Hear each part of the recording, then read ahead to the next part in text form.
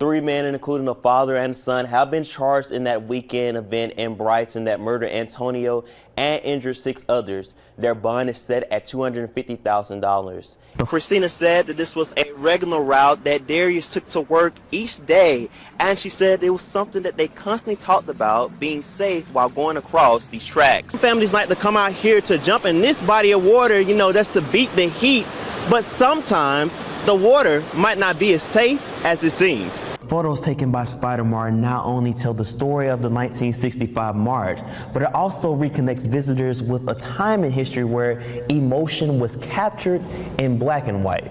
Now right here and across from me is where the development will take place, but before it can take place, it still needs approval from the mayor and the city council. We're raising up our balloons and we're raising our candles in honor of those lost loved ones. One of those loved ones include Antonio Hinkle, who was murdered at community event on last weekend. People loved him. He made people feel welcome. He made them feel like they had a true friend. He was a true friend to people. Antonio was shot to death while trying to protect children from gunfire at the Love Thy Neighbor Day in Brighton. He never stopped giving. That's all I hear. That he had a given person, big heart. He leaves behind his wife and 3 children, but the thing he will mostly be remembered for is his heart for others. He's always willing to do for you, always just so soft-spoken, and loving my daughter and my grandbaby and his other 2 kids that's in Virginia was commendable.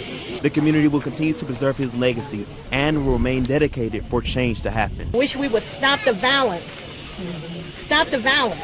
Why are we killing each other? A lot of times what's happening is people are fighting and fussing and using guns instead of sitting down talking. So we hope, as our organization, RITT, as others, to kind of sit down with people that have problems and deal with it in a verbal way, in a communication way, other than using guns is what took place. 3 men, including a father and son, have been charged in that weekend event in Brighton that murdered Antonio and injured 6 others. Their bond is set at $250,000. In studio, Courtney Chandler, CBS 42 News. Darius Robinson and Christina Eldridge had a relationship where they always said, "I love you," no matter what. The last text message that I sent him, I said thanks for all the hugs and the kisses. And he never got it. Christina has known Darius since she was 17 years old, and the two have been close ever since. You know, I was young, and at a time we did fall in love, and it's like neither time that we was in a relationship we ever broke up. She was excited about their engagement and their first child together until she received tragic news concerning Darius. I was getting a phone call at 2:40, and I'm like, he at work. It could be him. So when they described it, the car, they described what he had on, they described how his hair was, and I'm just like, I'm lost for words. Darius was headed to work at Sonic on Wednesday when he went around the railroad crossing arms. An Amtrak train hit his car. Christina said that this was a regular route that Darius took to work each day, and she said it was something that they constantly talked about, being safe while going across these tracks. And I'm like, I would never go around the train, like, and he knows better, so I know it had to been a lot more going on with him than, you know, just that train track at the moment. Christina doesn't have to go back to that railroad crossing, but she said she will because it will always remind her of Darius. I'm going to make sure that he know that I'm here, I'm not going anywhere.